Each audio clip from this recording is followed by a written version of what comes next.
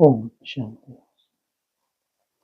8 दिसंबर 2025 गीत चला है। नयनहीन को राह दिखाओ प्रभु। बड़े तेवड़े नयनहीन किनको कहेंगे? जितनी बड़ी इम्प्योर आत्मा हो उतना ही क्या कहेंगे? उतना ही बड़ा ये क्या है?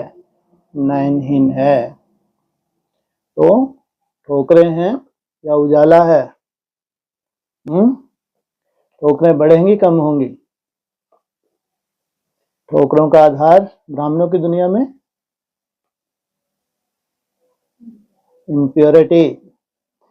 जहां इम्प्योरिटी है वहां उजाला हो ना सके, हो ही ना सके। कितना भी सच्चाई सामने आ जाए लेकिन उनकी बुद्धि में बैठ ही नहीं सकती। इसलिए जितनी इम्प्योर आत्मा है उतना क्या होगा आगे चल के? दुख शांति उसकी बनी ही रहेगी। जा नहीं सकती। जैसे जैसे समय आगे बढ़ रहा है, किस तरफ जा रहा है समय? संपूर्णता की तरफ। दूसरी तरफ क्या होगा? उतनी ही उतनी। एक तरफ जय जयकार, दूसरी तरफ हाहाकार। तो उजाले की शुरुआत कब से हुई? क्या प्रूफ है? 24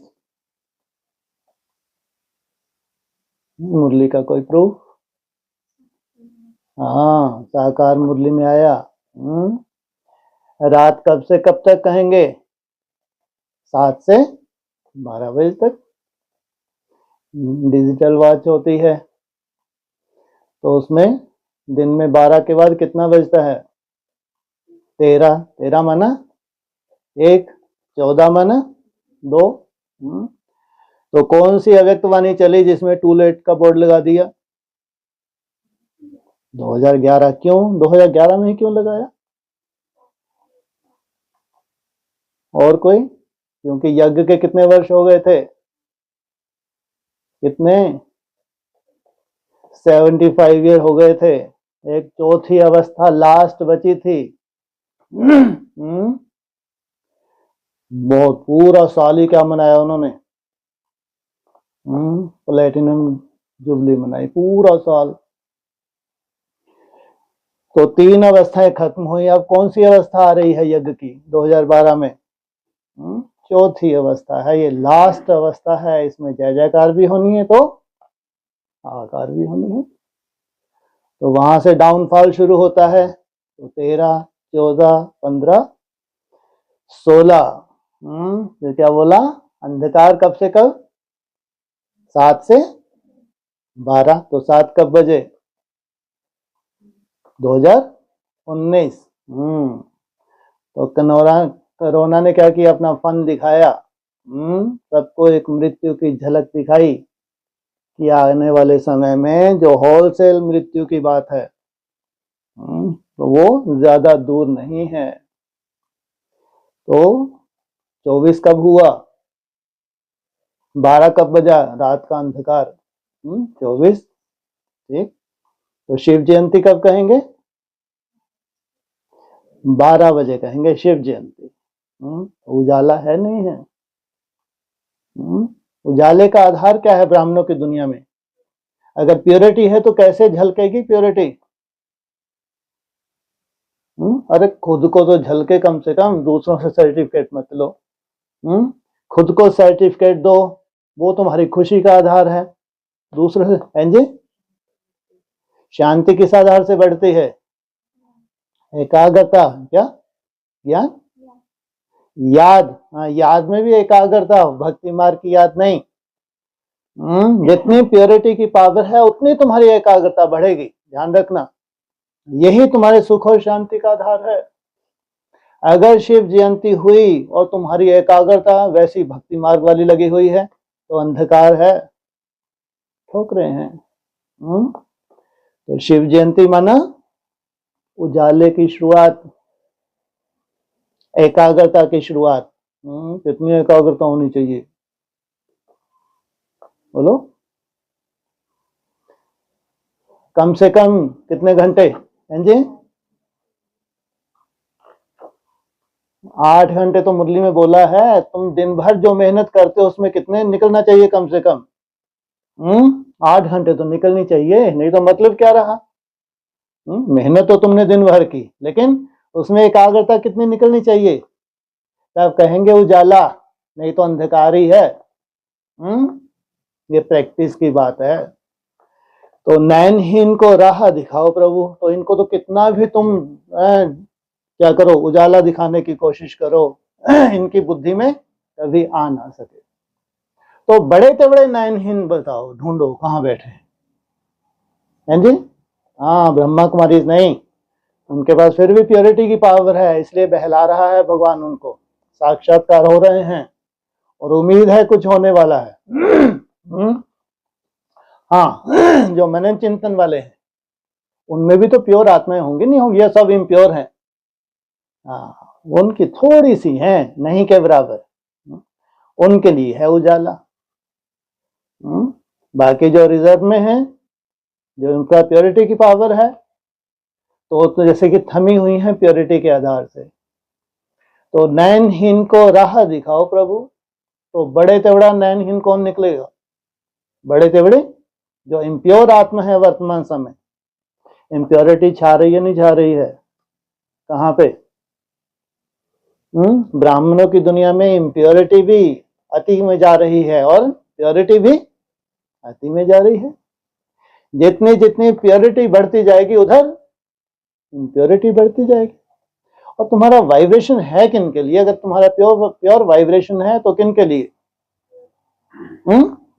हाँ, प्योरिटी प्योरिटी को खींचती है। कोई इम्प्योर आत्मा आ भी जाए नई दुनिया में, उनको भासेगा ही नहीं। भासेगा ही नहीं। वो बैठेगी याद में, मंथन शुरू हो जाएगा ऑटोमेटिक, उनको लगता है यही सब कुछ है, ये तो तुमको मृत्यु देगा बस आगे चल के। हाँ, इनको लगता है जब भी बैठेंगे बेचारे याद करने के लिए, मंथन शुरू, क्योंकि लंबा समय किया क्या है, पानी का मंथन किया, सार निकला। इनको यही नहीं मालूम कि पानी का मंथन करने से कभी सार नहीं निकलता, उसमें तुम्हारी मृत्यु हो सकती है, लेकिन सार कौन से मंथन में है? लहरों में। जो लहरों में लहरा रहे हैं ये अल्पकाल का सुख पा रहे हैं, कोई परिवर्तन नहीं, कोई संस्कारों में परिवर्तन नहीं, और ही ज्यादा संस्कार बट्ठल होते जाते हैं। मंथन कौन सा होता है असली? हाँ, स्वय स्थिति अर्थात एकाग्रता। जितनी जास्ती एकाग्रता है उतना ही जास्ती क्या होगा? एक्यूरेट मंथन होगा, और सार रूप में होगा, विस्तार नहीं।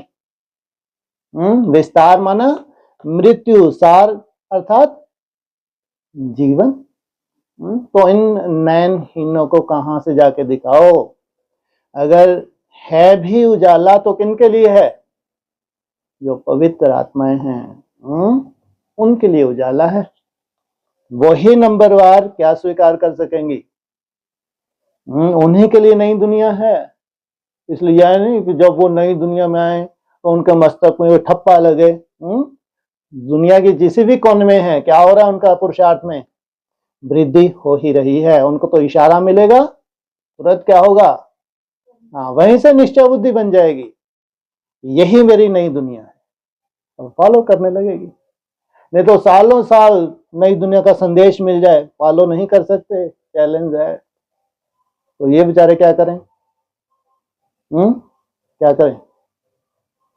नई दुनिया का मैसेज मिल गया, नई दुनिया से जुड़े भी हैं, तो भी कोई परिवर्तन नहीं, इनके लिए क्या विधि है? कुछ नहीं है, छोड़ दो इनको।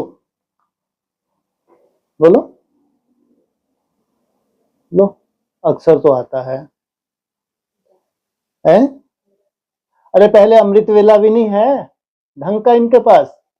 पहले तो अमृत वेला करें, अमृत वेले के बाद फिर जैसी टूटी फूटी है याद करें, तब जाके बुद्धि रूपी पात्र तुम्हारा क्या बने? थोड़ा सा सात्विक बने, तब जाके ऐसी बातें, जो गहरी गहरी बातें तुम्हारी बुद्धि में बैठ सकें। जो नई दुनिया है प्रैक्टिकल, वहां 100% कैसी आत्माएं होनी चाहिए? 100%, 99 नहीं। ऐसी तामसी बुद्धि है, ये देख भी नहीं सकते। सोचो, नई दुनिया में 100% आत्माएं कैसी होनी चाहिए? 99 नहीं। कैसी? प्योर आत्माएं। ये क्या जाने नई दुनिया क्या होती है।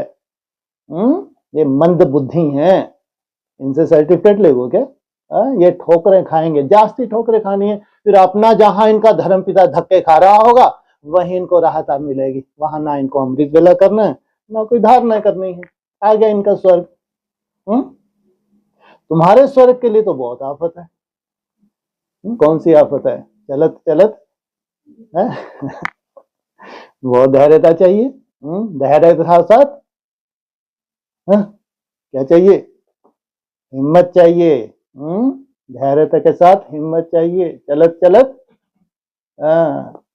कुछ सेकंड के लिए ऊपर उठती हूँ, फिर थोड़े सेकंड के बाद तुम जिन्नात हो, थकते क्यों नहीं तुम? थक जाना चाहिए ना, क्यों नहीं थकते? बोलो। क्या बताया जिन्नात के लिए? सीढ़ी चढ़ो और उतरो। काम दे दिया तुमको। किसकी औलाद हैं? हाँ, ये जैनी हैं। जिन्नात की औलाद हैं, दिन रात मेहनत करते हैं। कौन सी? उस स्वयं स्थिति में टिकने की दिन रात मेहनत करते हैं, तब जाके प्रैक्टिकल नई दुनिया का स्वरूप क्या होता है? प्रत्यक्ष होता है। तो बड़े तेवड़े नैनहीन कौन हुए? जितना इम्प्योर आत्मा है उतनी ही बड़ी ठोकर खाएगी, उसको कहेंगे क्या? नैनहीन। और नैन किनको मिल रहे हैं? जितनी प्योर आत्मा है, प्योरिटी को अपनाती जाती है, प्योरिटी में रहती है, तो धीरे धीरे वो उजाले की तरफ बढ़ रही है। तो कब से शुरुआत कहेंगे उजाले की?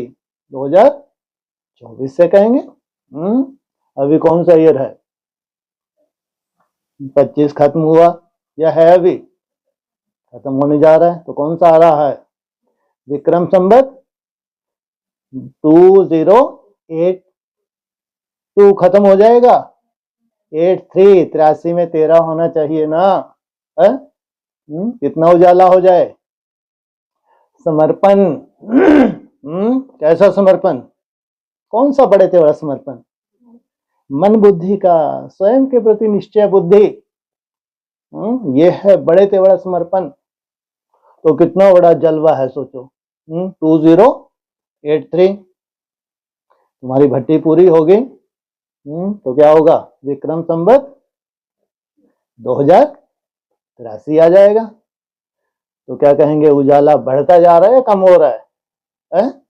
एकाग्रता तुम्हारी बढ़ रही है तो उजाला बढ़ रहा है। मंथन तुम्हारा क्या होना चाहिए? धीरे धीरे। हाँ, क्योंकि गीता के आदि में भी क्या है? मन मनाभव, और अंत में भी मन मनाभव है।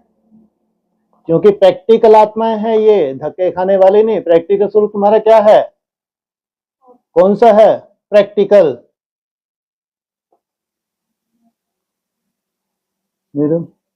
शरीर सहित क्या है प्रैक्टिकल? लक्ष्य क्या है? कौन सा देवता है प्रैक्टिकल? दूसरा कोई निकलेगा क्या? है? अरे एक ही देवता है, विष्णु रूप। ढेर देवताएं धक्के खा रहे हैं। वो देवता हैं क्या या असुर हैं? तो प्रैक्टिकल स्वरूप कौन सा है? No wish at all. ये है प्योरिटी। तो उसको दूसरे शब्दों में क्या कहेंगे? नो संकल्प एट ऑल। ये है प्रैक्टिकल। ये है तुम्हारे जीवन का लक्ष्य। तब जाके कहेंगे अगर तुम्हारी आत्मा सतो प्रधान बनी है तो शरीर भी तुम्हारा कैसा चाहिए? एकदम सतो प्रधान। तो ये धक्के खाने वालों के लिए परिभाषा नहीं है। वो अगर उनको बिठा भी दो ना तो भी उनको नजर नहीं आएगी नई दुनिया। सोचो आप, इनको कहेंगे जैसे कि बेचारे श्रापित हैं। तो श्रापित होना कोई बड़ी बात नहीं, लेकिन श्राप से उभरना कैसे उभरा जा सकता है?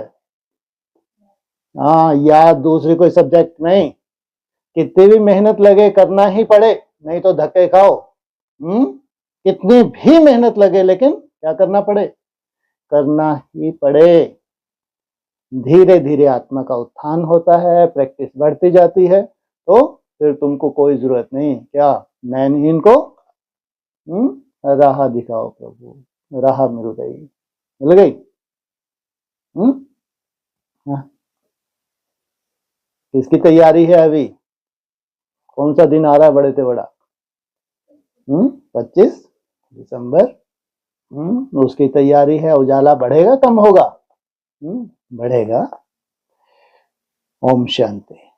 ज्ञान का तीसरा नेत्र देने वाला रूहानी बाप रूहानी बच्चों को समझाते हैं, जिस्मानी बच्चों के लिए नहीं है। जो कुछ ना कुछ रूह में टिक रहे हैं उनके लिए है। ज्ञान का तीसरा नेत्र सिवाय बाप के कोई दे नहीं सकता। तुम्हारी मन बुद्धि में उजाला हो जाए, दुनिया में किसी भी धर्म गुरु की, किसी भी धर्मात्मा की, किसी की ताकत नहीं। दिन प्रतिदिन ठोकरें बढ़ रही हैं, कौन दे सकता है? एक बाप। तो अभी बच्चों को ज्ञान का नेत्र मिला है। अभी बाप ने समझाया है कि भक्ति मार्ग है ही अंधियारा मार्ग। कितना भी मंथन हो, ठोकरें ही बढ़ेंगी। यह भक्ति मार्ग है। भक्ति मार्ग में दिन प्रतिदिन क्या बढ़ रहा है?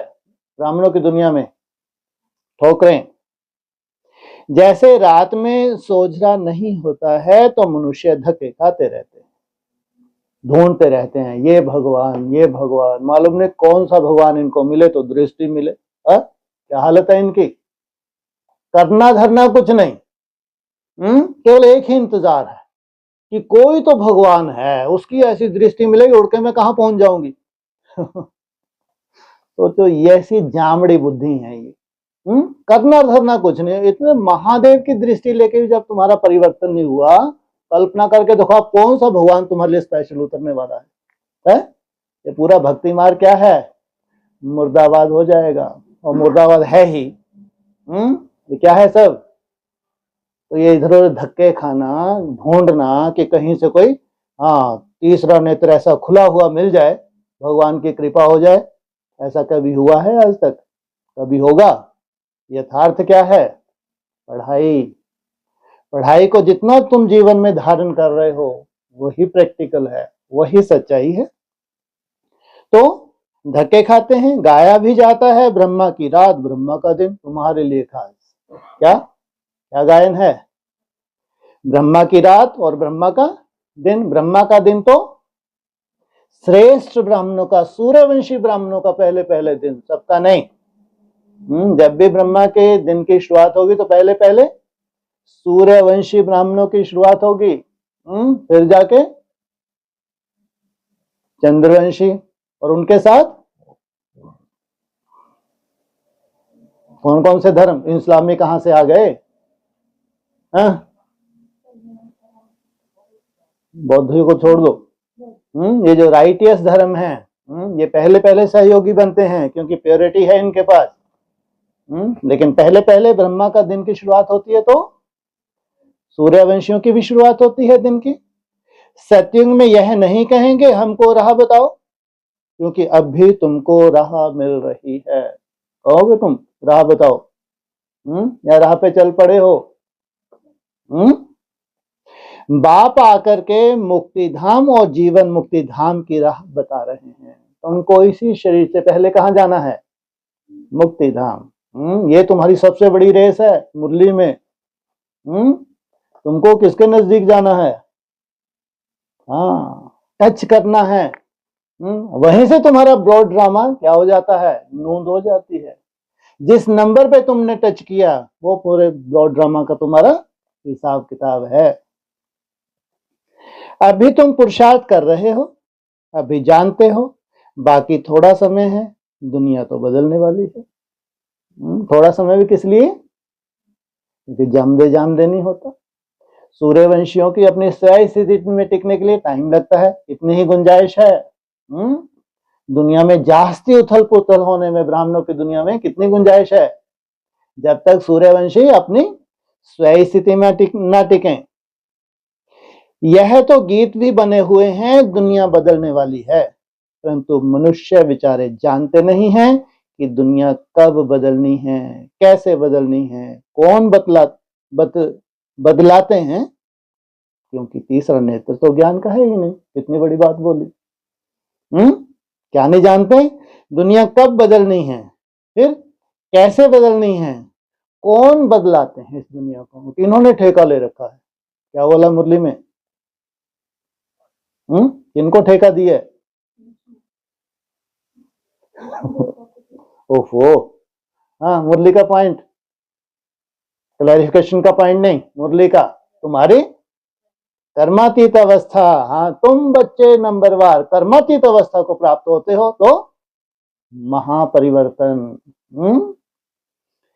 अभी तुम बच्चों को यह तीसरा नेत्र मिला है जिससे तुम इस सृष्टि चक्र के आदि मध्य अंत को जान गए हो। इस सृष्टि चक्र के, क्योंकि तुम्हारा गहरा संबंध है इस सृष्टि चक्र से। यह तुम्हारी बुद्धि में ज्ञान की सैक्रिन है। क्या क्या है तुम्हारी बुद्धि में? सार। तो जो एक बूंद की कितनी वैल्यू है सैक्रिन की? जैसे थोड़ी सी सैक्रिन बहुत मीठी होती है, वैसे यह ज्ञान के दो अक्षर मन मनाभव, यह सबसे मीठी चीज है। बस बाप को याद करो। सार रूप में क्या है? सैक्रिन, मन मनाभव। बाप आते हैं और आकर के रास्ता बताते हैं। कहां का रास्ता बताते हैं? शांति धाम और सुख धाम का। तो बच्चों को खुशी होती है। किनको? बच्चों को खुशी होती है। दुनिया नहीं जानती कि खुशियां कब मनाई जाती हैं। ब्राह्मणों की दुनिया में धीरे धीरे मनाना ही भूल जाएंगे। खुशियां तो नई दुनिया में मनाई जाएंगी ना। तो यहां कैसे मनाते हैं ब्राह्मण? दीपावली आई तो, जन्माष्टमी आई तो, नवरात्रि आए तो कैसे बिठा दिए देवी? ये मनाना है नहीं है? और बाबा क्या कहते हैं? तुम सदा ही उत्साह में रहते हो। कब? वहां कोई उत्सव मनाने की दरकार नहीं कि हाँ अल्पकाल के लिए उत्साह के लिए क्या करते हैं, ये उत्सव मनाते हैं। तो खुशियां तो नई दुनिया में मनाई जाएंगी ना। यह तो बिल्कुल कॉमन बात है कि पुरानी दुनिया में खुशियां कहां से आई? अल्पकाल के लिए मनाते हैं, फिर कैसे हो जाते हैं? पुरानी दुनिया में मनुष्य त्राही त्राही कर रहे हैं क्योंकि तमो प्रधान है। ब्राह्मणों की दुनिया में कौन त्राही त्राही कर रहे हैं? जो तमो प्रधान हैं, जो थमे हुए हैं। उनके पास कौन सी पावर है? प्योरिटी की पावर है। वो त्राही त्राही कभी कर नहीं सकते, कायदा ही नहीं है। उनके पास तो धीरे धीरे क्या होगा? राहत की सामग्री वहीं पहुंचेगी। विश्व के किसी भी देश में बैठे हो पवित्र आत्मा, तो वहीं क्या होगी? उसकी सेफ्टी। तमो प्रधान दुनिया में खुशियां कहां से आई? ये कोशिश करें, कितना मंथन करके हम क्या निकाल लेंगे? अमृत निकाल लेंगे? अरे भूल जाओ। सत्य का ज्ञान तो कोई में है ही नहीं, इसलिए बेचारे यहां खुशियां मनाते रहते हैं। स्वयं स्थिति में ब्राह्मण कैसे जाते हैं, स्वयं स्थिति में कैसे परमानेंट टिकना होता है, उसकी तो कल्पना भी नहीं है। देखो, क्रिसमस की खुशियां भी कितनी मनाते हैं। कौन? और तुम कैसे बच्चे हो? किससे मीठे? हाँ, किशमिश से भी मीठे। बाबा तो कहते हैं अगर खुशियों की बात पूछनी हो तो गोप गोपियों से पूछो। सबके सब एक साथ ही हंसते हैं। क्यों? चलत चलत। तो खुशियों की बात पूछनी हो तो गोप गोपियों से, मेरे बच्चों से पूछो, क्योंकि बाप बहुत सहज रास्ता बता रहे हैं। बहुत सहज रास्ता है। कौन सा? अपने को आत्मा समझ, मुझ बाप को याद करो। गृहस्थ व्यवहार में रहते हुए अपने धंधा धोरी का कर्तव्य करते हुए कमल फूल के समान रहो और मुझे याद करो। जैसे आशिक माशूक होते हैं ना, वह भी धंधा धोरी करते, एक दो को याद करते रहते हैं। उनको साक्षात्कार भी होते हैं। जैसे लैला मजनू, हीर रांझा, वो विकार के लिए एक दो के आशिक नहीं होते। उनका प्यार गाया हुआ है, उसमें एक दो के आशिक होते हैं। लेकिन यहां वह बात नहीं है। यहां तो तुम जन्म जन्मांतर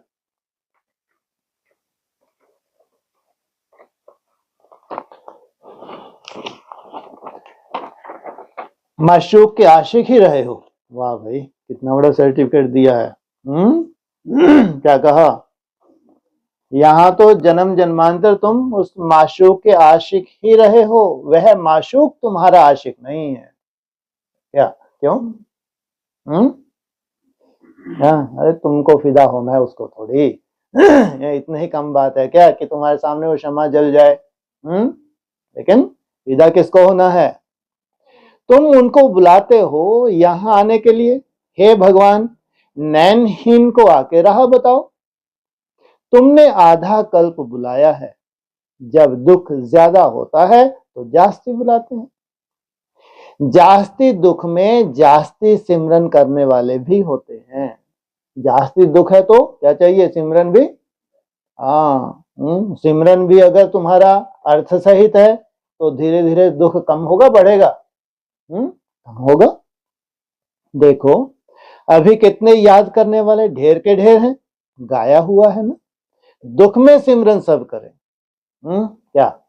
अभी जो दुखों के पहाड़ हैं उसमें क्या होगा? सिमरन बढ़ेगा। सुख में करे ना कोई, तुम्हारे लिए है क्या? तुम सिमरन की शुरुआत कब से करते हो? सुख में। जिन्होंने सुख में सिमरन किया है तो उनके लिए दुख की तो कोई बात ही नहीं। तो जितना देरी होती जाती है उतना तमो प्रधान ज्यादा होते जाते हैं। क्या? किसमें देरी होती जाती है?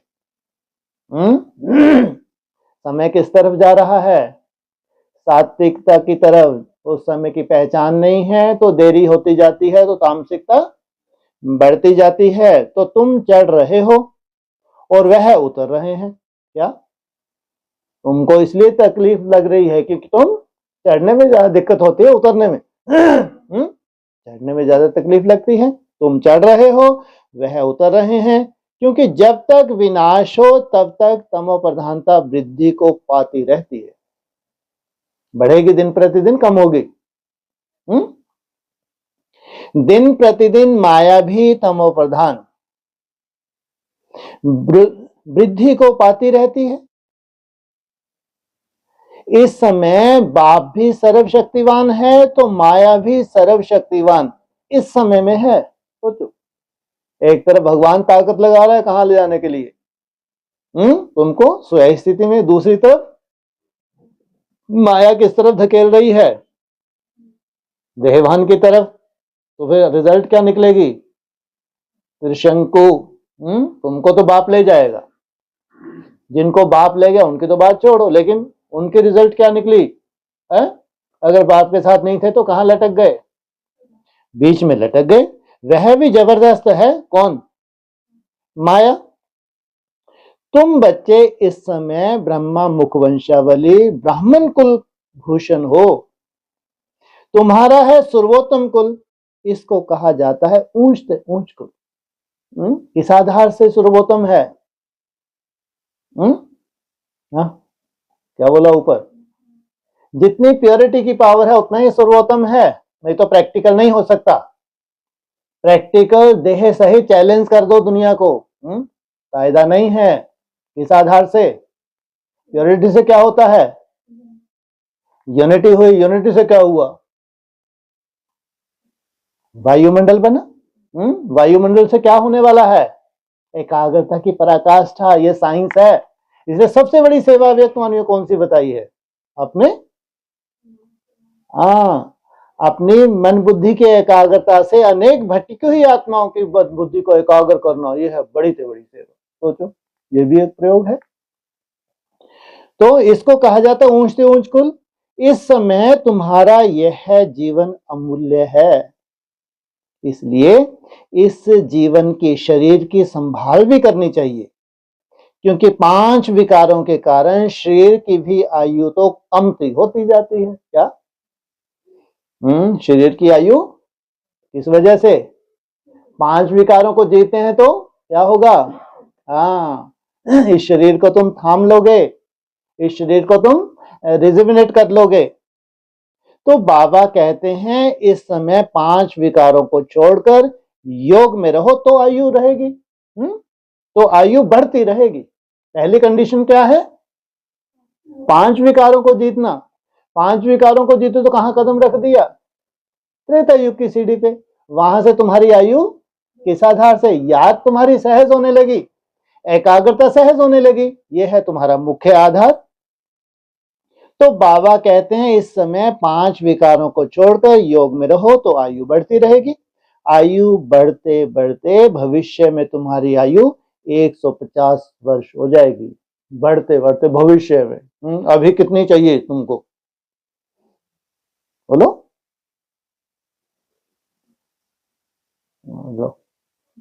अरे कोई लक्ष्य तो होगा,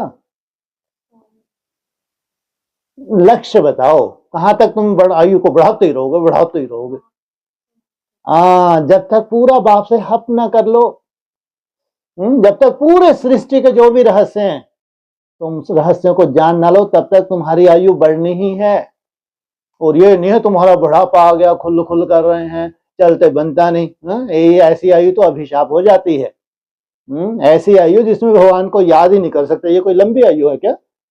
तुम्हारी याद भी बढ़नी है तो तुम्हारी आयु भी तब तक बढ़नी है जब तक तुम पूरा अपना कर लो। अब तुमने पूरा अमृत का पान कर लिया, सब कुछ हप कर लिया, अब हैं जी? कहाँ?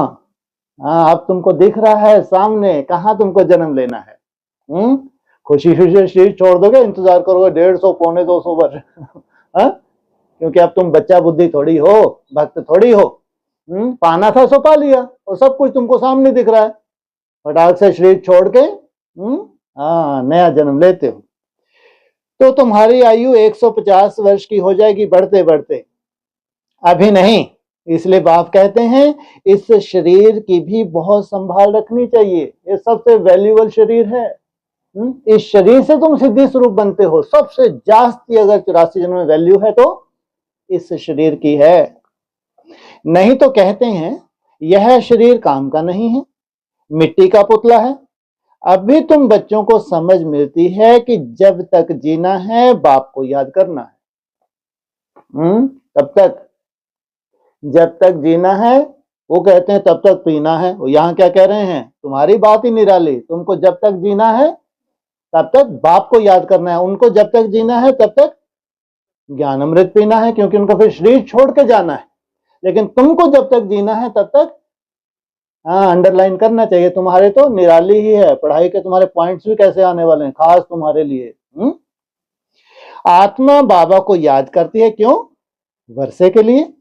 बाप कहते हैं तुम अपने को आत्मा समझकर बाप को याद करो और दैवी गुण धारण करो, तो तुम फिर ऐसे बन जाएंगे।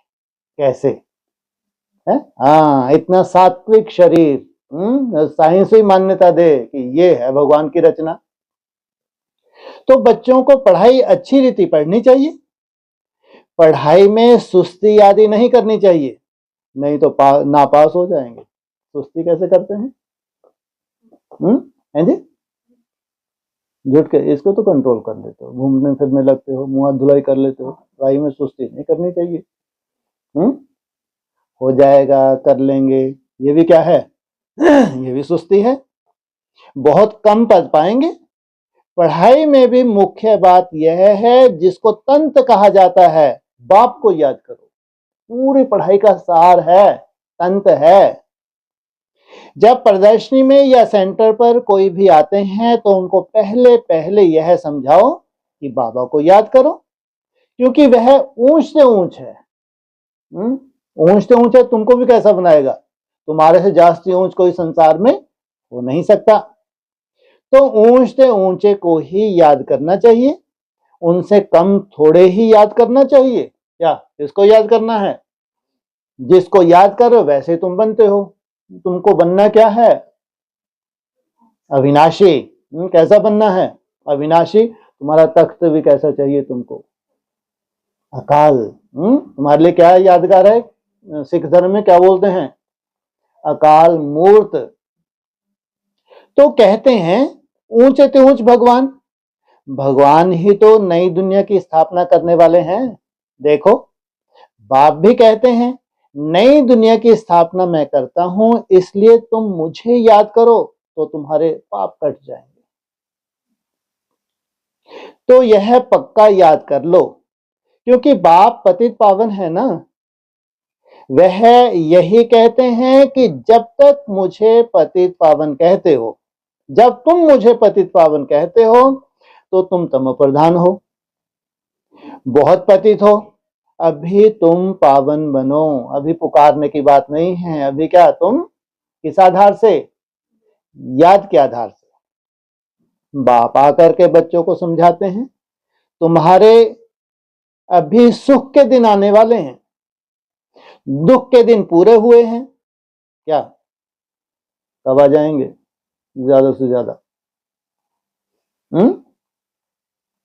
लो 34 में, बाप रे बाप, हद कर दी है। तो फिर तो अपने घर में ही बैठ जाओ जाके। 27, first round is the last round, फिर तो रिफाइन होना है। बस तुम्हारा निश्चय की बात है। जो तुम दिन भर प्रैक्टिस करते हो, तुम्हारे प्रैक्टिस में क्या हो जाए, तुम अथॉरिटी धारण कर लो, प्रैक्टिस तुम्हारी मुट्ठी में आ जाए। यदा कभी अप डाउन होना उसकी कोई वैल्यू नहीं, लेकिन अक्सर तुम्हारी मुट्ठी में आ गया। अमृत वेला तुम्हारी मुट्ठी में है, नुमा शाम तुम्हारी मुट्ठी में है। दिन में ट्रैफिक कंट्रोल का अभ्यास करते करते तुम, इसको कहेंगे सार रूप में, तो निश्चय बुद्धि बन जाना, माना खेल खल्लास। तो पुकारते भी हो, हे दुख हरता सुखदाता, तो जानते तो हो ना कि बरोबर सतयुग में सब सुखी ही सुखी हैं। तो बाप बच्चों को कहते हैं कि सभी शांति धाम और सुख धाम को याद करते रहो। यह है संगम युग। खेवैया तुमको पार ले जाते हैं, खास तुम्हारे लिए आए हैं तो तुमको पार ले जाते हैं। बाकी इसमें कोई खेवैया व नैया की बात है नहीं। यह तो महिमा कर देते हैं कि नैया को पार लगाओ। कौन सी नैया? तुम्हारे शरीर रूपी नैया। अब एक ही नैया तो पार नहीं लगेगी ना, अगर भगवान आया है तो एक को पार लगाने के लिए सारे दुनिया की नैया को पार लगाना है। वाह, चाहे ब्राह्मणों की दुनिया हो, चाहे 800 करोड़ की दुनिया हो, या किसको, सबको ही पार जाना है। यह सारी दुनिया जैसे एक बहुत बड़ा जहाज है, इनको पार लगाते हैं। तो तुम बच्चों को बहुत खुशी मनानी चाहिए, क्योंकि तुम्हारे लिए सदैव खुशी है, सदैव क्रिसमस है। जब से तुम बच्चों को बाप मिला है, तुम्हारी क्रिसमस सदैव है। इसलिए अतीन्द्रिय सुख गाया हुआ है तुम्हारा खास। कब से? कौन आया तुम्हारे?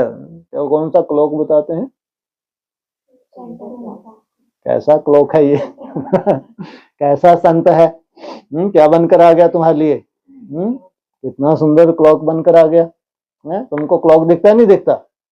सेंट है ये। कैसा है ये? सार भरा हुआ है इसमें। देखो, यह सदैव खुश रहते हैं। क्यों? अरे बेहद का बाप मिला है, वह हमको पढ़ा रहे हैं, तो यह रोज की खुशी होनी चाहिए ना। ऐसा नहीं जिस दिन बहुत अच्छा हो गया उस दिन देखो चेहरा खिला है, जिस दिन माया थोड़ा सा फटका रही है उस दिन क्या हो, चेहरा तुम्हारा लटक जाए। ये कैसे हो सकता है कि माया फटकाए और तुम्हारा चेहरा ना लटके? कल के ऊपर निश्चय किया, आज फटका ले, क्योंकि आज हिसाब किताब चुकते हो रहे हैं, कल देख लूंगी मैं सुबह। वो भी तो एक खुशी है कि रोज रोज तो माया फटकाएगी नहीं। रोज रोज जीत किसकी होनी है? तुम्हारी होनी है। तो जिस दिन माया खूब फटकाए तो उस दिन क्या करो कि कल देखूंगी मैं। उस दिन तो फिर अपनी ताकत, मेरा बाबा, मीठा बाबा, जो भी तुमको लगे कि कल तो तुम्हारा है, तो खुशी होनी चाहिए। बेहद का बाप पढ़ा रहे हैं, वाह, कभी कोई नहीं सुना इतनी बड़ी बात। गीता में भी भगवान उवाच है कि मैं तुमको राजयोग सिखलाता हूं। क्या? मैं तुमको राजयोग, राजयोग की गहराई क्या है, कैसे साइंटिफिक है, इसलिए क्या कहा है? गीता का सार क्या है? इसको क्या कहते हैं? ये जादू है। क्या है? मुरली तेरी में कौन सा जादू? परिवर्तन का। राजयोग सिखाता हूं, जैसे वह लोग बैरिस्टर योग, सर्जनरी योग सिखलाते हैं, तुम भी क्या बन रहे हो? कितने बड़े सर्जन बन जाओगे? अच्छे से ऑपरेशन कर लोगे? हैं? पेशेंट आया तुम्हारे सामने, माया बेचारी हीन बुद्धि बनी हुई है, हीनता लेकर हीनता में भरी हुई है, कैसा ऑपरेशन कर दो? अपने अनुभव ये है तुम्हारा, सर्जन कैसे हो तुम? अपने अनुभव से सर्जन बन रहे हो। कैसे इस जो तुम्हारी फाइट है बड़ी से बड़ी, इसमें कैसे अप डाउन होता है। जैसे तुमने इंजेक्ट किया, इंजेक्शन लगाया अनुभव का, क्या हो जाए? वो सुरजीत हो जाए। मैं तुम रूहानी बच्चों को राजयोग सिखाता हूं, जिस्मानियों को नहीं। किनको? ये पहली लाइन तुम्हारे लिए बोलते हैं, क्या बच्चे आत्मा समझ बैठे हो? तुम यहाँ आते हो तो बराबर राजयोग सीखने आते हो ना, मूंझने की तो दरकार ही नहीं। कब होगा परिवर्तन, कैसे होगा, कोई जादू होगा, जो तुम मेहनत कर रहे हो इसमें मूंझने की तो कोई दरकार नहीं। तो राजयोग सीखकर पूरा करना चाहिए ना, भागंती तो नहीं होना चाहिए। क्या इसमें भागंती ज्यादा होते हैं या थमंती ज्यादा होते हैं? भागंती होते हैं, हिम्मत में हार जाते हैं, कब तक करेंगे, कब तक चलेगा। लेकिन सोचो उनकी एक होगी किस्मत में ही है, किनमें? हमने वालों का भी ड्रामा में नून है।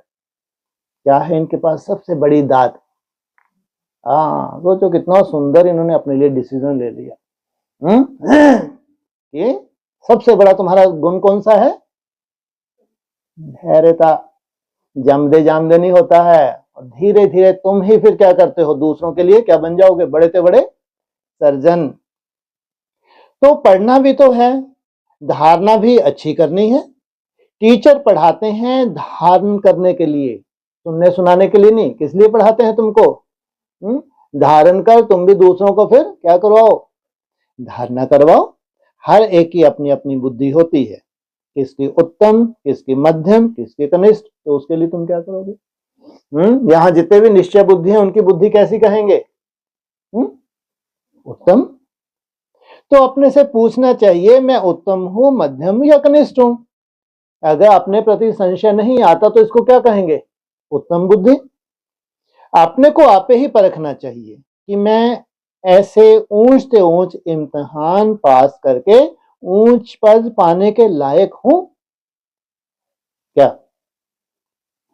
कौन सा सर्टिफिकेट देना है? बहुत बड़ा इम्तिहान है, वर्ल्ड लेवल पे कंपटीशन है। जब इतना बड़ा इम्तिहान है, इतने पवित्र ब्राह्मण पूरे संसार में लगे हुए हैं, तो कुछ मेहनत तो होगी नहीं होगी। मैं सर्विस करता हूं, बाप कहते हैं बच्चे सर्विसेबल बनो, बाबा को फॉलो करो, क्योंकि मैं भी तो सर्विस करता हूं ना, आया ही हूं सर्विस करने के लिए, और रोज रोज सर्विस करता हूं, क्योंकि रथ भी तो लिया है ना। रथ भी मजबूत अच्छा है क्या? कैसा है ये रथ? मजबूत, और सर्टिफिकेट क्या दिया? अच्छा है।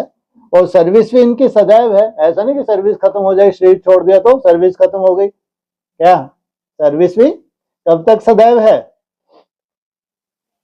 हैं जी? जब तक बीमार ना पड़ जाए। जब तक बच्चे, क्या ना है?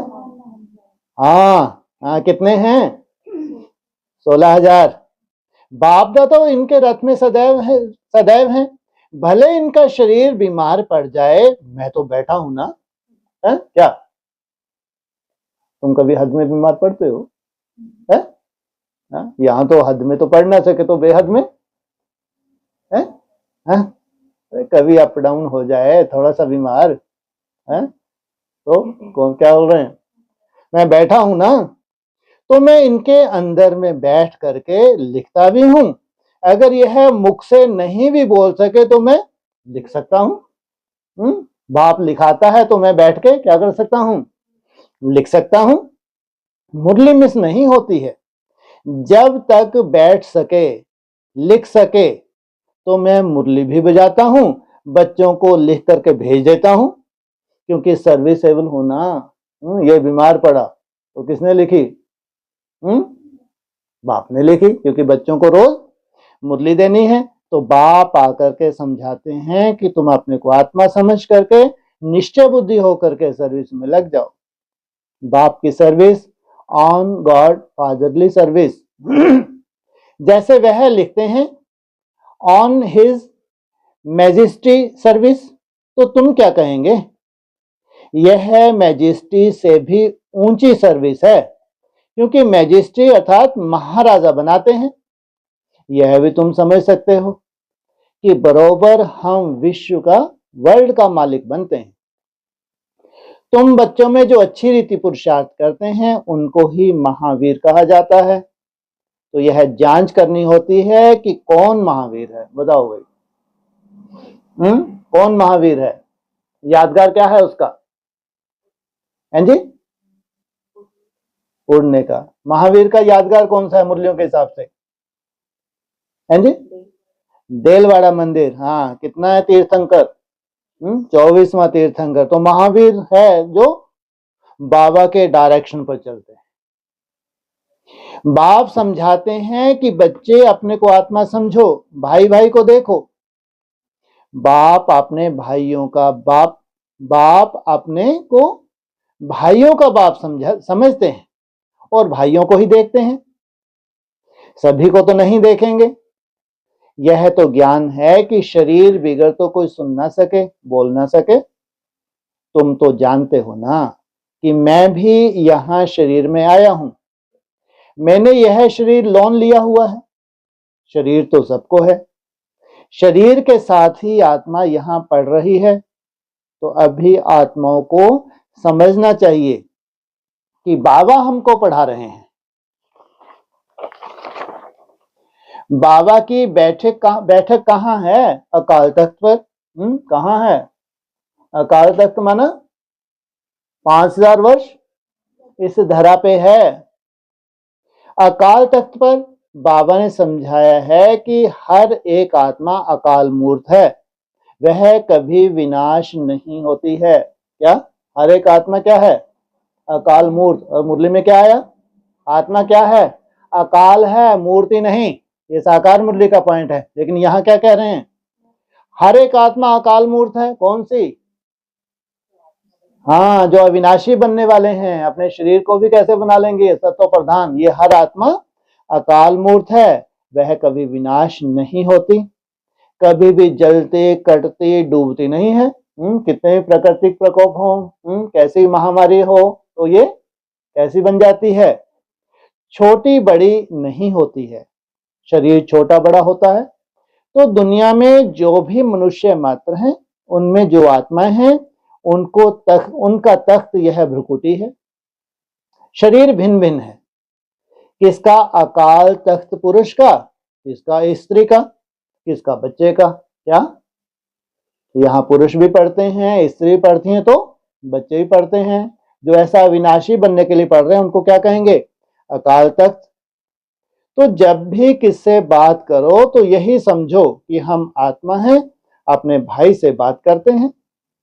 बाप का पैगाम देते हैं कि शिव बाबा को याद करो, यह जो जंक लगी हुई है वह निकल जाए। जैसे सोने में अलाई पड़ती है तो वैल्यू कम हो जाती है, तो तुम्हारी भी वैल्यू कम हो गई है। क्या कर रहे हो आप? धीरे धीरे अपनी वैल्यू को बढ़ा रहे हो। अभी बिल्कुल ही वैल्यूलेस हो गए हैं। इसको देवाला भी कहा जाता है। भारत कितना धनवान था, अभी कर्जा उठाते रहते हैं। विनाश में तो सबका पैसा खत्म हो जाएगा। क्या होने वाला है? सबका पैसा, क्योंकि बैंक कैसे हो जाएंगे? कब होती है ये कंडीशन? जब किसी कंट्री के साथ हुई लंबे समय वार चले तो बैंकों की सबसे पहली ड्यूटी क्या है गवर्नमेंट की? अपने देश की सुरक्षा। तो विनाश में तो सबका पैसा खत्म हो जाएगा, देने वाले लेने वाले सभी खत्म हो जाएंगे। बाकी जो अविनाशी ज्ञान रत्न लेने वाले हैं वह फिर जाकर अपना भाग्य लेंगे। यहाँ करेंसी की वैल्यू खत्म। लेकिन जिन्होंने कौन सी करेंसी को बहुत वैल्यू दी है? भगवान की पढ़ाई को जिन्होंने बहुत वैल्यू दी है, इनकी करेंसी कैसी हो गई? अविनाशी। तो अविनाशी संपत्ति कभी खत्म होगी? अच्छा, मीठे मीठे सकीले बच्चों प्रति माता पिता बाप दादा का याद प्यार। Good morning. रूहानी बाप की रूहानी बच्चों को नमस्ते, रूहानी बच्चों की रूहानी बाप दादा को नमस्ते। ओम शांति।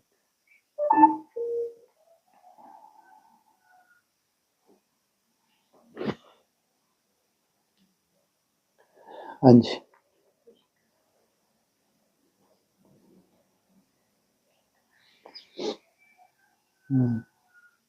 बोलो।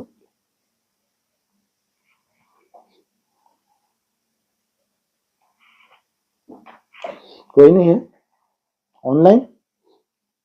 हाँ, कल अशोक लिए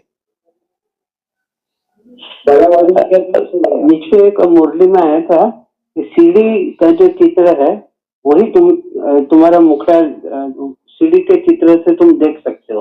हाँ जी, तो जरा समझना था उसको। जी जी जी जी, मुरली में आया है सीढ़ी का चित्र है खास देवता धर्म वालों के लिए।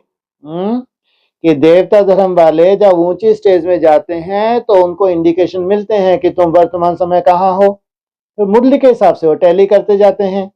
मुरली में आया है जब तुम्हारे 8 घंटे याद की यात्रा हो जाएगी तो तुम्हारी कर्मेंद्रियां शांत हो जाएंगी। मुरली के महावाक्य हैं। तो यहां से हमारी सात्विक यात्रा की शुरुआत होती है। सात्विक सतो प्रधान नहीं है अभी, लेकिन यात्रा हमारी सात्विक हो गई। हमने त्रेता युग की सीढ़ी पे पांव रखा, अब इससे फिर धीरे धीरे ऊपर चढ़ते जाते हैं। अब तुम चल नहीं रहे, अब तुम दौड़ रहे हो। दौड़ते दौड़ते फिर तुम्हारी अवस्था, इससे नेक्स्ट स्टेप तुम्हारा 720 12 घंटे का भी बोला हुआ है बाबा ने। अव्यक्त वाणी में भी आया, 12 घंटे का जिक्र आया है। तो 12 घंटे माना 720, 720 हुई तो ये भी आधा है। 8 घंटे भी आधा था तो 12 घंटे भी आधा है। 12 घंटे आधा है तो उनका जिनको कलातीत बनना है, और 8 घंटे आधा है उनका जिनको 16 कला संपूर्ण बनना है। तो ये सीढ़ी का चित्र है। तो जब हम उड़ती कला पे पहुंचते हैं 720, जब 12 घंटे की रोज मेहनत तुम्हारी होती है, जास्ती मेहनत नहीं लगती, थोड़ा सा अटेंशन दिया तो कितने हो गए, 12 घंटे कर लेते हो। तो कहेंगे अब तुम किस अवस्था में हो, सतो प्रधान अवस्था में हो।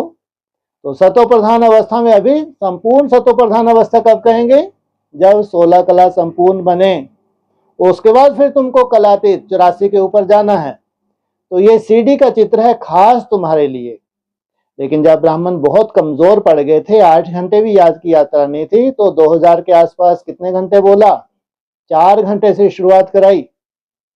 तो जब इन याद की यात्रा को वापिस ये सीढ़ी चढ़ेंगे तो पहले पहले 8 घंटे नहीं हो पाते, पहले कितना चाहिए, 240 मिनट की मेहनत।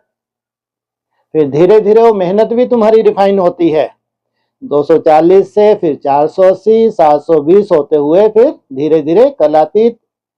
ये है तुम्हारा सीढ़ी की रिजल्ट। ये तुमको समझ होनी चाहिए।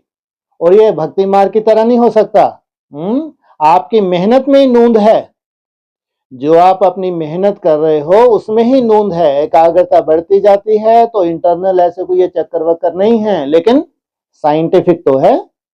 जितनी इतनी एकाग्रता बढ़ रही है, तुम्हारा एक अंदर सिस्टम तो है जो धीरे धीरे खुल रहा है। वो सिस्टम इतना खुल जाए कि तुम अपने पूरे 84 जन्मों को देख सको। एकाग्रता की जब पराकाष्ठा हो जाएगी तो तुम अपने पूरे 84 जन्मों को देख सकते हो। अपने ही नहीं, हर एक आत्मा के 84 जन्म को देख सकते हो। तो जरूर एक सिस्टम है। वो सिस्टम धीरे धीरे जैसे जैसे तुम एकाग्र बुद्धि होते जाते हो, मन बुद्धि एकाग्र होती जाती है, वो तुम्हारा इंटरनल सिस्टम ऑन होता जाता है। फिर एक ऐसा समय भी आता है, 1 सेकंड में क्या हो जाता है, ब्रह्मा सो विष्णु, तुम्हारा पूरा सिस्टम ऑन हो गया। अब तुम त्रिकालदर्शी बन गए, जो चाहो देख सकते हो, बिल्कुल बाप समान स्टेज। ये है तुम्हारा सीढ़ी में ऊपर चढ़ने की यात्रा, जिसको बाबा कहते हैं अभी तुमको उल्टी सीढ़ी चढ़नी है। जैसे तुम्हारा डाउनफॉल हुआ, कलाएं कम होती गई, अब धीरे धीरे एकाग्रता के आधार से तुम्हारे में कलाओं की डेवलपमेंट होती जाती है। हाँ जी, अशोक भाई। हाँ जी, एक आता है मुरली में कि चंद्रकांत वेदांत स्टीमर की बात बाबा उल्लेख करते हैं। हाँ जी। तो थोड़ा वो समझना था कि चंद्रकांत वेदांत स्टीमर का क्या बाबा अभी बता रहे हैं? एक स्टीमर है चंद्रकांत और वेदांत, सबकी आंखें लगी थी दो स्टीमर के ऊपर, ठीक है। अब वेदांत स्टीमर भी धीरे धीरे क्या होगा, जिन्होंने भी जो उसमें सवार हैं, जो अभी तक देख रहे थे, उसमें तो चंद्रवंशी सवार होंगे। वो चंद्रवंशियों के एक टारगेट था कि आगे चल के अगर परमात्म पार्ट है तो ये स्टीमर कहाँ जाएगा, परमात्म पार्ट की तरफ बढ़ जाएगा। तो वहां जितने भी चंद्रवंशी सवार थे तो वो उस स्टीमर को देखते रहे। एक है वेदांत और दूसरा है चंद्रकांत। और चंद्रकांत स्टीमर कहाँ पे था, एडवांस पार्टी में, जिसमें चंद्रमा की कांति भरी हुई थी। तो उसकी बहुत इंतजार थी कि जब 18 आएगा दोनों स्टीमर के संस्कार मिल जाएंगे, चाहे चंद्रकांत हो चाहे वेदांत, इनमें जो भी इनकी मन बुद्धि में सवार हैं वो सब उस पार चले जाएंगे। तो ये बड़े ते बड़ा पेपर, ना चंद्रकांत आया ना वेदांत आया, फिर भी नई दुनिया धीरे धीरे किस तरफ है, बढ़ोतरी की तरफ है या इनके इंतजार कर रही है। इसलिए बोला जब नई दुनिया होगी तो नई दुनिया में क्या होगा, नई दिल्ली होगी। वेदांत किनका धर्मशास्त्र है, सन्यासियों का। हाँ, तो सन्यासियों ने फॉलो किया तो उनके साथ साथ उनकी गति भी वैसी हो जाती है क्योंकि श्रेष्ठ संस्कार धारण किए हैं। जैसा वेदांत ने संस्कार धारण किए, पीछे पीछे फॉलो करने वालों ने जितनी प्योरिटी को धारण किया है वो उनके संस्कार रूप में धारण किया है। उस हिसाब से वो आगे चल के शरीर छोड़ के नई दुनिया में ट्रांसफर हो जाते हैं। ऐसे चंद्रकांत, चंद्रमा की कांति जिनमें भरी हुई है वो है एडवांस पार्टी में। हाँ, भले ही महाकाली का पार्ट था तो भी जिन्होंने इंतजार की है, बहुत अच्छी धारणाओं से क्या किया, आवाहन तो नहीं किया लेकिन अव्यक्त तो नहीं बोला था तुमको दान नहीं करना है, क्या करना है, सहयोग करना है। तो जिन्होंने सहयोग किया है, रिजल्ट भले ही अनुकूल नहीं निकली तो जरूर भविष्य की रिजल्ट क्या है वो भी पार हो जाएंगे। तो ये बेहद के दो जहाज थे, चाहे चंद्रकांत चाहे वेदांत। अभी कोई रिजल्ट नहीं दिख रही है लेकिन जो फॉलो करने वाले हैं, अगर सही रूप में फॉलो किया है तो उनका कभी भी क्या नहीं हो सकता, जो भी श्रेष्ठ संस्कार उन्होंने धारण किया, अपनी तरह का जो कर्तव्य किया है तो उसका फल तो जरूर मिलेगा। हाँ जी। हाँ, एक और प्रश्न था कि मोर की पूंछ बहुत लंबी होती है, हाँ जी। फिर भी उसका जो पंख है कृष्ण के ऊपर चढ़ता है, ठीक है। तो पूंछ लंबी होना तो देवभान की निशानी है ना। हाँ, तो क्या हो गया तो सुंदर है, लेकिन सुंदर है, ऐसे नहीं राष्ट्र पक्षी बना दिया।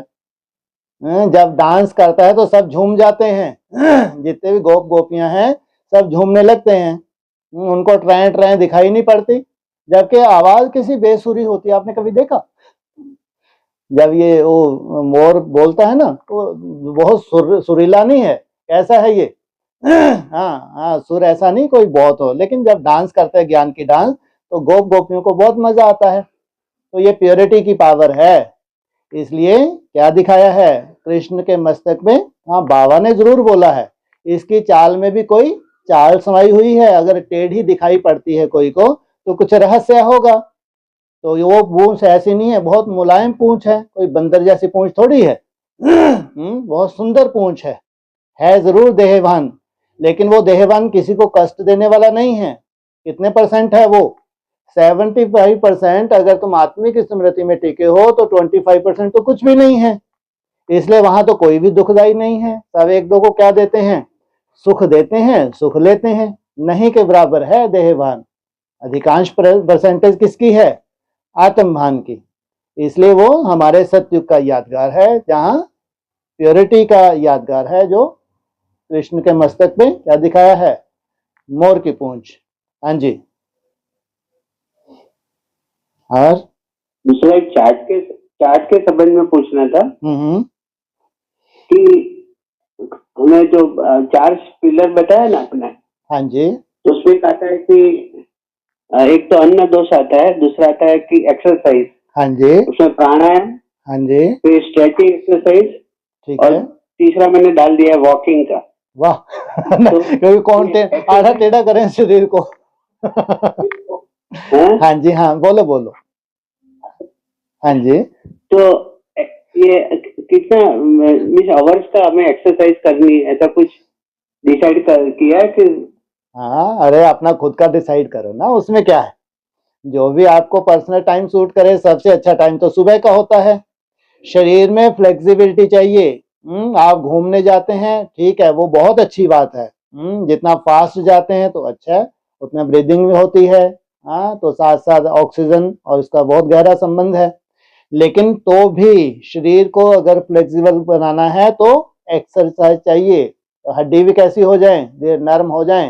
और फिर चाहे प्राणायाम क्यों ना है, प्राणायाम का तो हमारे यहाँ खास, जब भी योगी योग करते थे तो पहले क्या करते थे, प्राणायाम करते थे। तो जरूर साइंटिफिक है। चाहे प्राणायाम है, चाहे योग की क्रियाएं हैं स्थूल रूप में, जितनी भी बने, ऐसा जरूरी थोड़ी कि पूरा ही अपने शरीर को मोड़ना, मालूम पड़ा मोची पड़ गई, है ना। धीरे धीरे फ्लेक्सिबल होता है, लेकिन शुरुआत तो करनी पड़े। फिर उसके बाद ऊपर क्या है, उसके ऊपर खान पान। जितना तुम्हारा डाइजेशन अच्छा होता है उतना ही क्या होगा, बीमारियों से दूर होते हो। अगर हमने मिर्ची है, मसाले है, ये नहीं छोड़ा तो इनके लिए तो ये भूल जाएं कि कोई नई दुनिया में जाने वाले हैं। धीरे अन्न भी तुम्हारा दोष होता जाता है। लेकिन तो भी 75% अगर तुम प्रकृति से जो मिल रहा है, जिस रूप से मिल रहा है, और 25% मान लो तुम सब्जी वगैरह बना के खाते हो। और फिर अब मौर्य का बाद मोरधन। तो इसकी तो फिर ये तो और सोने में सुहागा। लेकिन इससे जास्ती नहीं। तो इससे तुम्हारा डाइजेशन अच्छा होगा तो क्या होगा, कोई बीमारी तुम्हारे पास फटक नहीं सकती। लेकिन सबसे ऊपर कौन सा है, फर्स्ट पिलर कौन सा है?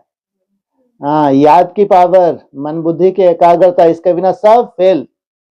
कितना भी तुम एक्सरसाइज कर लो, कितना भी तुम हाँ खान पान का भी ध्यान रख लो, कितना भी तुम प्राणायाम कर लो, लेकिन अगर योग बल नहीं है तो इनकी एक लिमिट की वैल्यू है, ऐसा नहीं कि नहीं है वैल्यू, लेकिन अविनाशी नहीं बन सकते।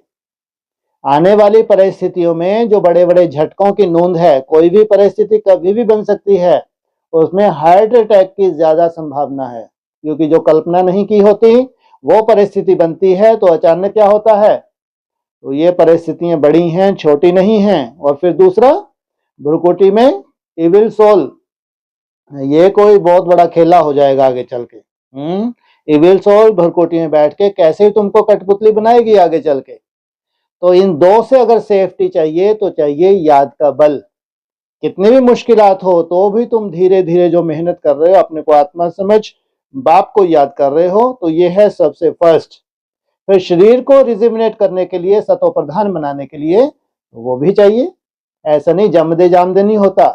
जैसे आत्मा की 4 अवस्थाएं हैं तो शरीर की भी 4 अवस्थाएं हैं, वो भी धीरे धीरे सतो प्रधान बनता है। लेकिन इतना तक सतो प्रधान बन जाए कि साइंस फेल हो जाए। कोई व्याधि का नामो निशान नहीं है, पूरा सर्कुलेशन ही तुम्हारा चेंज हो गया। सोचो, यहां तक जाना है।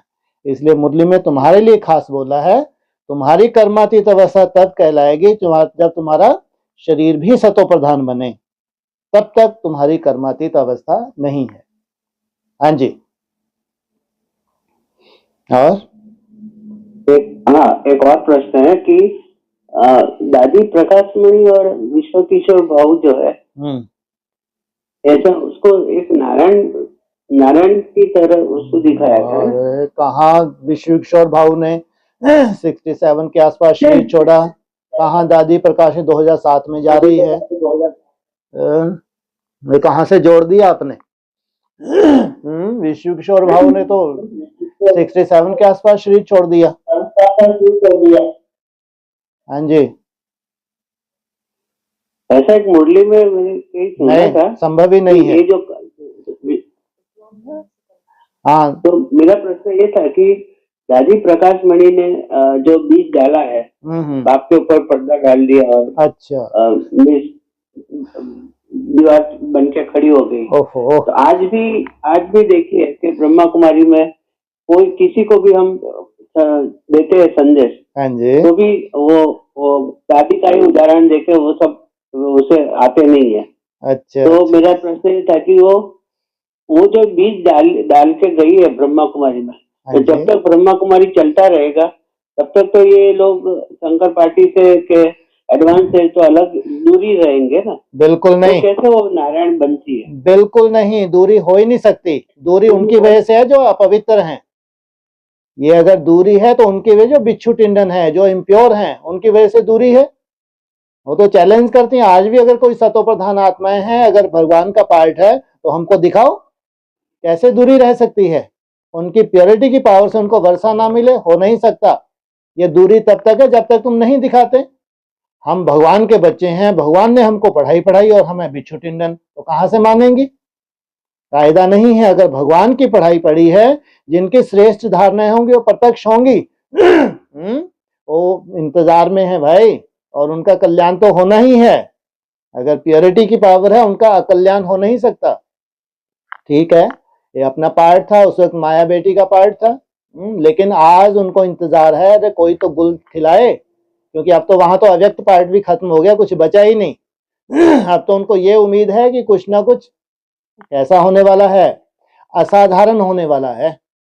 इसलिए अगर एडवांस पार्टी में कोई असाधारण आत्माएं हैं तो बाप को प्रत्यक्ष करेंगी, क्यों नहीं करेंगी?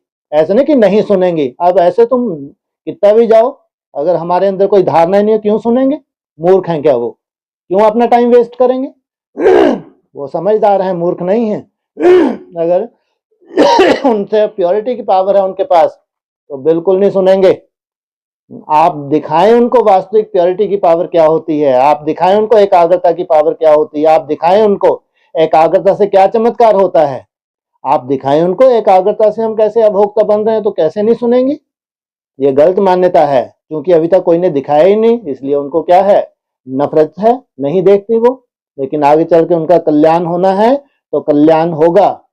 जहां बाप ने तपस्या की उस कंपिल को वो सल्यूट करेंगे, तो जरूर ऐसे बच्चे निकलेंगे जो बाप का नाम वाला करेंगे। हाँ जी ऋषभ, कल एक प्रश्न पूछा था कि सदगुरु का जो पार्ट है, हाँ जी, तो सदगुरु जो है बच्चों का नाच और नखरे सहन नहीं करते हैं। हाँ जी। और तो मैंने प्रश्न ये पूछा था कि सदगुरु का पार्ट अभी चालू है कि अभी और अरे अभी आगे के दिनों में आने वाला, शुरू होगा, क्यों नहीं होगा भाई? सतगुरु का अपना परिवार भी तो होगा। सतगुरु का अपना परिवार है, वो तो स्थिरियम हो जाए। सतगुरु माना सत्यता धारण की हुई है, कैसी? जैसे शिव में सत्यता, इतनी सत्यता धारण की हुई है। उसको कहा धारणाओं का राजा धर्मराज। चाहे धर्मराज कहो, चाहे सतगुरु का पार्ट कहो, बात एक ही है। तो उसका अपना कोई परिवार भी तो होगा जो दिन रात लगे हुए हैं। तो सतगुरु का पार्ट प्रैक्टिकल भी होगा, लेकिन उससे पहले जब सतगुरु निराकारी स्टेज में टिकेगा, तो जहां भी छुपे हुए हैं विधर्मी विदेशी, अचानक एक्सीडेंट होने लगे, अचानक बीमारियां आ गई जो पहले थी ही नहीं, अचानक हॉस्पिटलाइज होने लगे, और अब इनका खत्म नहीं हो सकता, चिट्ठा चलता ही रहेगा। ये वंडरफुल ड्रामा है। ऐसा नहीं सतगुरु जाके एक एक को शिक्षा देगा। सतगुरु का पार्ट जो मुरली में बताया, बहुत कड़क पार्ट बताया। किस रूप से बताया है? सतगुरु माना अब ले ही जाना है।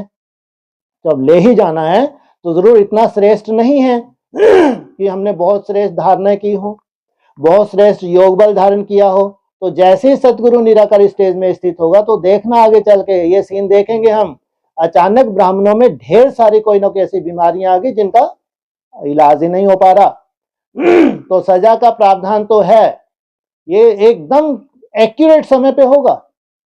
तुम्हारी कर्मातीत अवस्था और वो स्थूल विनाश नहीं, यहाँ ब्राह्मणों की दुनिया में जो विनाश की सीन अभी बाकी है, वो एग्जैक्ट उसका टाइम भी फिक्स है। तो सतगुरु का पार्ट है, सदगति तो करेगा, कैसे भी करके ले ही जाना है। बिल्कुल एक्यूरेट सतगुरु का पार्ट चलना है। हाँ जी। और ये कहता है कि तुम्हें चेहरे और चलन से बाप की प्रत्यक्षता होगी। हाँ जी। तो प्रश्न ये है कि अंत में चेहरा और चलन तो कोई हमारे साथ रहेंगे तो ही पता चलेगा। ठीक है, तो कैसे बाप की प्रत्यक्ष चेहरे और चलन से कैसे होगी? तो इसलिए अव्यक्त ने बोला है, जो देखे जो सुने। माना वो पास नहीं है, दूर है। जिसने वो चेहरा देखा है, जिसने वो चलन देखी है, वो वहीं बैठे किसको बता रहा है, वही निश्चय बुद्धि हो गया। सब निश्चय बुद्धि नहीं हो कि 800 करोड़ आत्मा निश्चय बुद्धि हो जाएंगी। उनके कुल का है, बाप के कुल का है, वहीं बैठे बैठे निश्चय बुद्धि हो रहा है। इसलिए अव्यक्तवाणी बोला है, जो देखे जो सुने मेरा बाप आ गया। आगे चल के बच्चों के लिए भी बोला है, आगे चल के तुम बच्चे भी ऐसी स्टेज पे स्थित हो जाओगे, जो देखे जो सुने मेरा बाप आ गया। माना दूर बैठे भी निश्चय हो गया, बाप के पास जाने की दरकार नहीं, क्योंकि जिसने अनुभव किया है उसके अनुभव के बोल अब काम कर रहे हैं। यह है प्रैक्टिकल। आगे चल के जब प्रैक्टिकल स्वरूप प्रत्यक्ष होता है तो दूर बैठे उसके कुल की आत्माओं को निश्चय हो जाता है, चाहे पास जाएं ना जाएं, वही निश्चय बुद्धि हो जाती है कि मेरा बाप आ गया। ये कुल की बात है, 800 करोड़ की बात नहीं, लंगड़े ब्राह्मणों की बात नहीं, नांदों की बात है। तो पहले उनका कुल जहां पे भी होंगे वही निश्चय बुद्धि बन जाते हैं। हाँ जी। और ओम शांति भाई। वाह जी वाह, ओम शांति। और किसी का कुछ प्रश्न हो? ओम शांति जी बोलिए। वैसे भी प्रश्न था माता जी का कि जो जैसे दादियों की बात अभी थी ना कि तो बाबा से सुना था कि जो जैसे पहला नारायण, जैसे बाबा ब्रह्मा बाबा फर्स्ट नारायण सतयुग के, फिर उसका सेकेंड प्रकाशमणि दादी, फिर दादी जानकी, ऐसे ऐसे। तो फिर ये सुना था बाबा से उन्होंने कि वो जन्म नहीं लेंगी दादियाँ। तो ये हमारे यहाँ पर जब हम बात करते हैं तो अलग बात होती है, तो ये क्लियर करना था। अभी ये तो बताओ दादी हैं कहाँ, जबकि उनका सबको तो लिखा हुआ है ना, जो अव्यक्त संदेश चले हैं उनमें तो संदेश तो ये बता रहे हैं सबका जन्म होना है। लेकिन उस वक्त जब बोला जा रहा था तो बाबा ने बताया जो एडवांस पार्टी है वो यहाँ प्रैक्टिकल है, ऊपर नहीं है।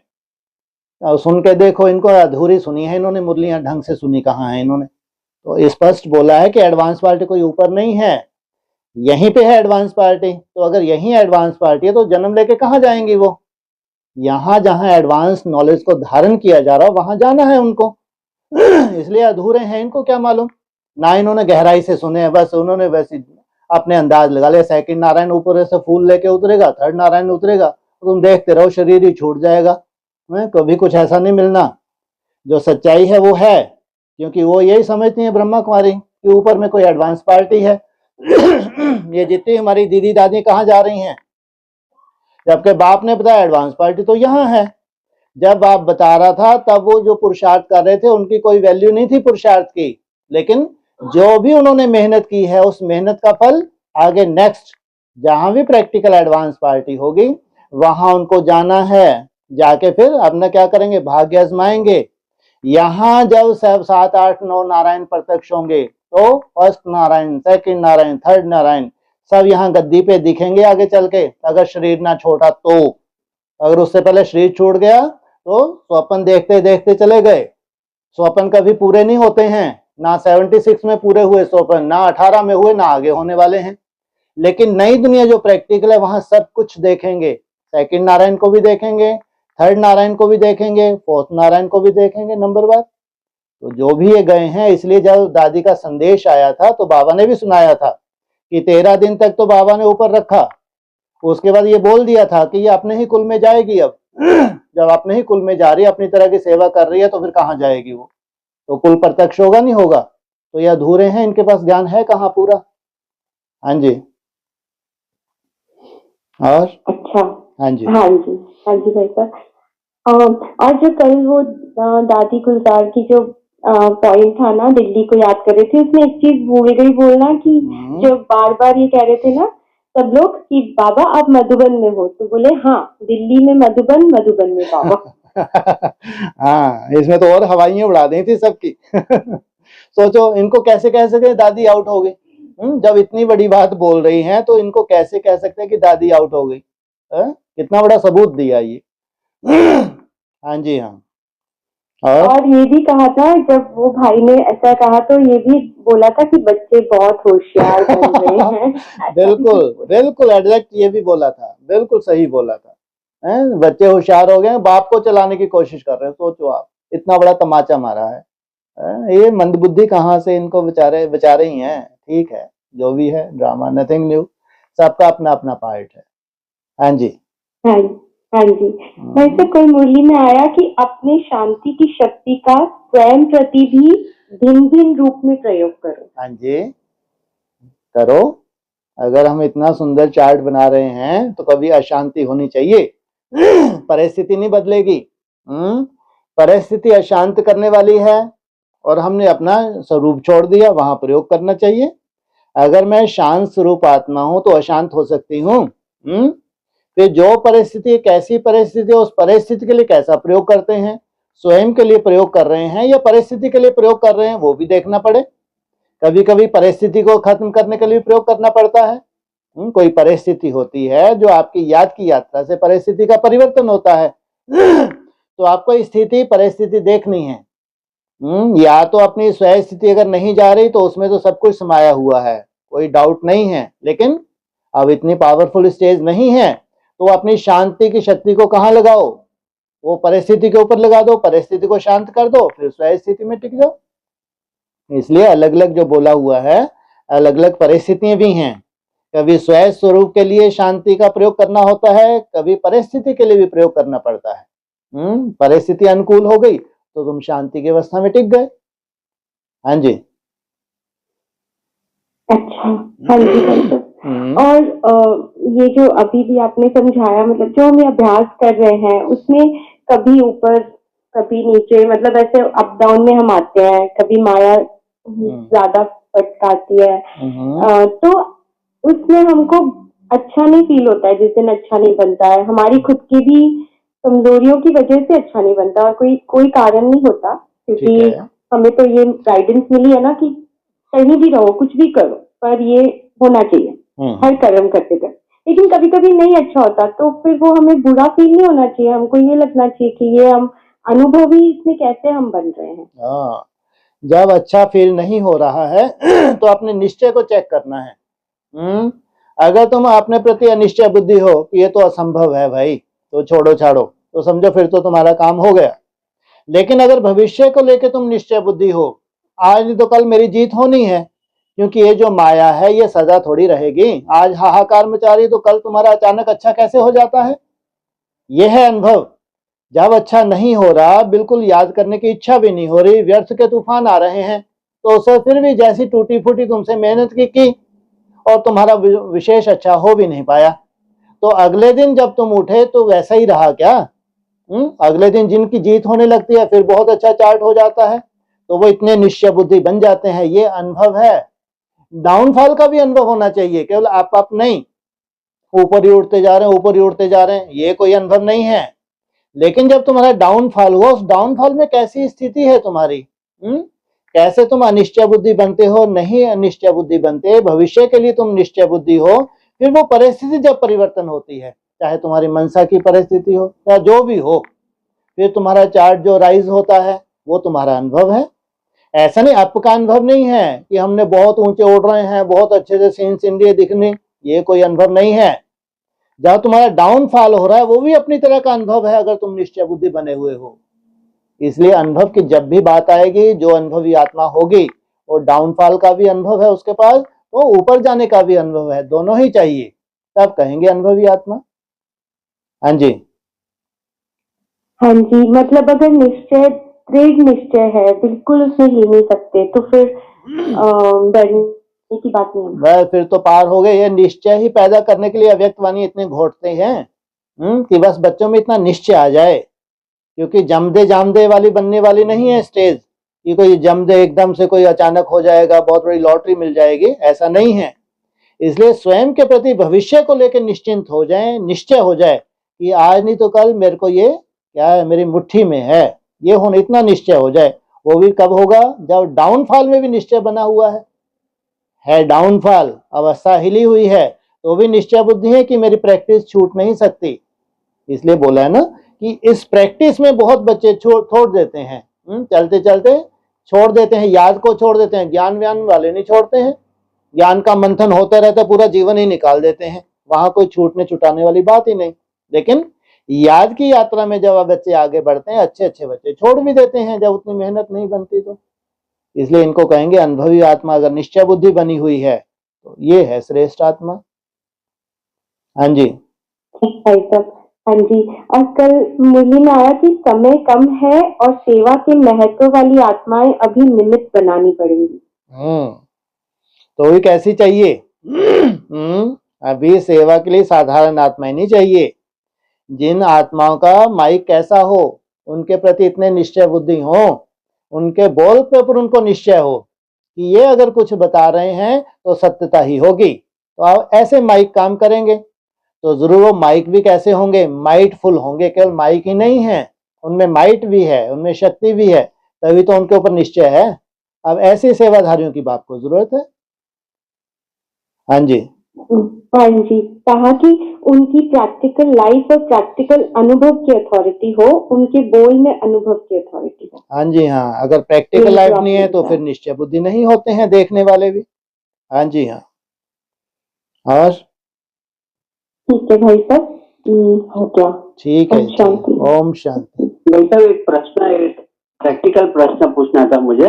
पूछो जी। कि जब हम चार्ट, एक प्रैक्टिकल प्रश्न पूछना था कि जब हम याद में रहते हैं तो ऐसा मैंने ऑब्जर्व किया कि कई दिनों से ऐसे ऐसे संकल्प आते हैं जो पहले कभी आया ही नहीं है। सुंदर, बहुत बढ़िया।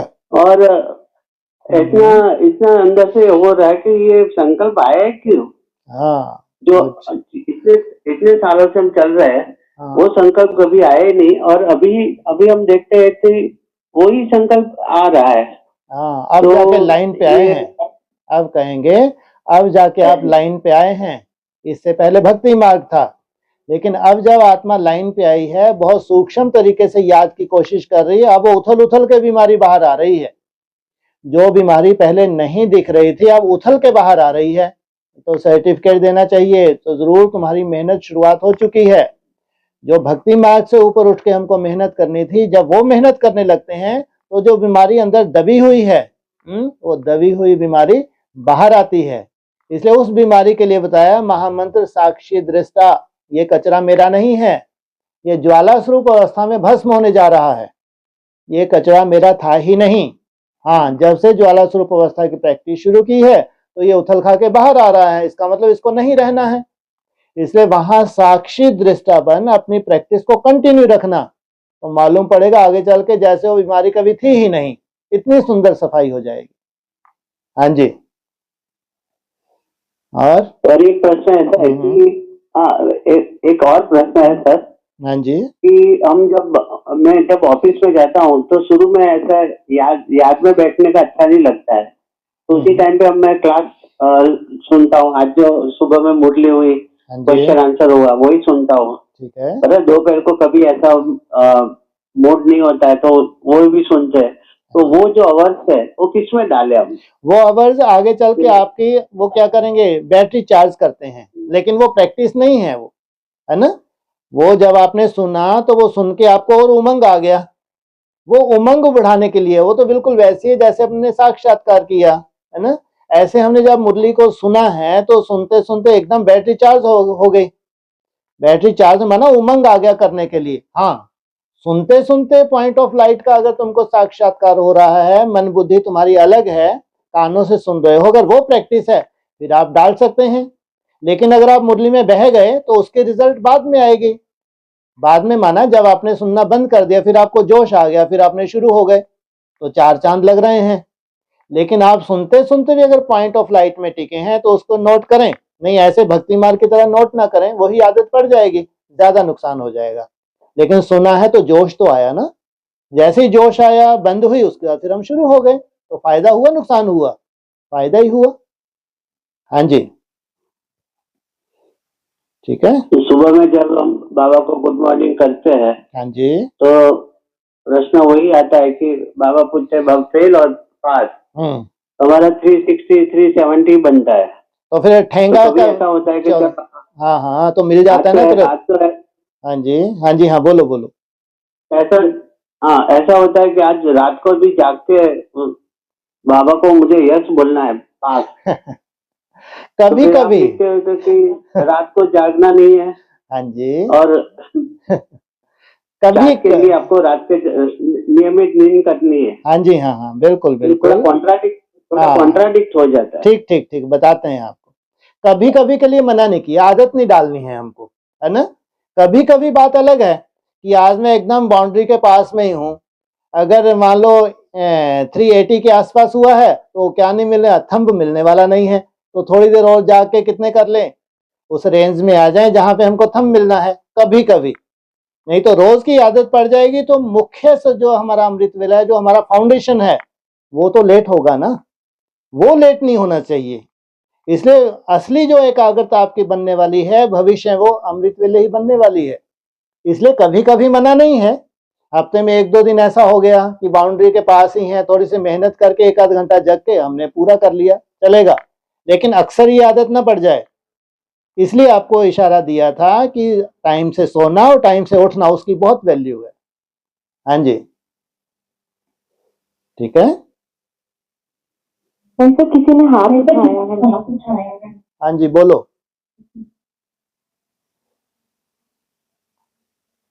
हाँ जी, किसने? चलो ठीक है, ओम शांति, टाइम भी हो गया, ठीक है।